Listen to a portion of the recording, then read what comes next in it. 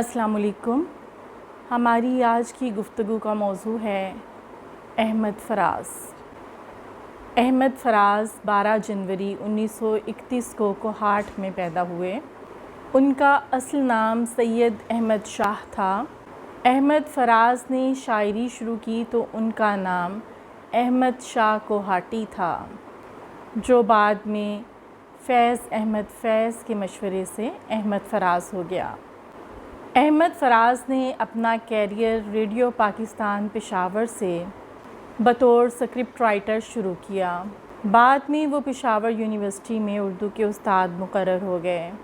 1970 میں جب حکومت پاکستان نے اکیڈمی آف لیٹرز کے نام سے ملک کا اعلیٰ ترین ادبی ادارہ قائم کیا تو احمد فراز اس کے پہلے ڈائریکٹر جنرل بنائے گئے۔ احمد فراز کی شاعری احتجاج، رومان اور مزاحمت کا عمدہ نمونہ ہے۔ انہوں نے عشق، محبت اور محبوب سے جڑے ہوئے نازک خیالات اور احساسات کو شاعری کی وہ زبان دی جو ان سے پہلے موجود نہ تھی۔ احمد فراز کی شاعری جمال اور وسعت خیال کا انوکھا امتزاج ہے، جہاں ہر شعر اپنے اندر جذبات کی ایک کائنات سموئے ہوئے ہے۔ زندگی کی گہرائیوں پر خصوصی نظر اور سچائی سے اٹل وابستگی کے ساتھ ان کے الفاظ صداقت اور خلوص سے گونجتے ہیں۔ سنا ہے لوگ اسے آنکھ بھر کے دیکھتے ہیں، سو اس کے شہر میں کچھ دن ٹھہر کے دیکھتے ہیں۔ سنا ہے بولے تو باتوں سے پھول جھڑتے ہیں، یہ بات ہے تو چلو بات کر کے دیکھتے ہیں۔ سنا ہے ربط ہے اس کو بھی خراب حالوں سے، سو اپنے آپ کو برباد کر کے دیکھتے ہیں۔ سنا ہے دن میں اسے تتلیاں ستاتی ہیں، سنا ہے رات کو جگنو ٹھہر کے دیکھتے ہیں۔ سنا ہے اس کے بدن کی تراش ایسی ہے کہ پھول اپنی قبائیں کتر کے دیکھتے ہیں۔ سنا ہے اسے بھی ہے شعر و شاعری سے شغف، سو ہم بھی معجزے اپنے ہنر کے دیکھتے ہیں۔ سنا ہے حشر ہیں اس کی غزال سی آنکھیں، سنا ہے اس کو ہرن دشت بھر کے دیکھتے ہیں۔ سنا ہے رات اسے چاند تکتا رہتا ہے، ستارے بام فلک سے اتر کے دیکھتے ہیں۔ احمد فراز کی انقلابی شاعری اختلاف رائے اور سماجی تبصرے کی ایک طاقتور آواز ہے۔ فراز نے بے خوفی سے جمود کو چیلنج کرتے ہوئے اپنے سماج کی ناانصافیوں اور ناہمواریوں کے خلاف آواز بلند کی، لوگوں کو ظلم کے خلاف لڑنے کی ترغیب دی اور شاعری کو آنے والی نسلوں کے لیے تحریک کا ذریعہ بنا دیا۔ احمد فراز کی شاعری کی سب سے بنیادی خوبی اس کی جذباتی گہرائی ہے۔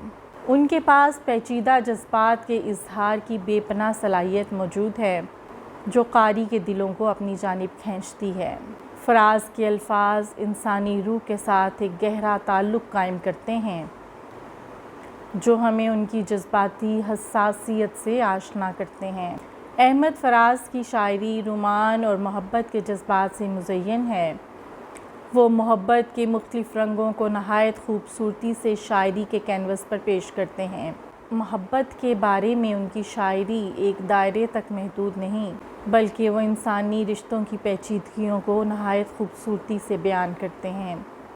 فراز نہ صرف رومانوی شاعر تھے بلکہ اپنے زمانے کے سیاسی اور سماجی منظرنامے پر گہری نظر رکھتے تھے۔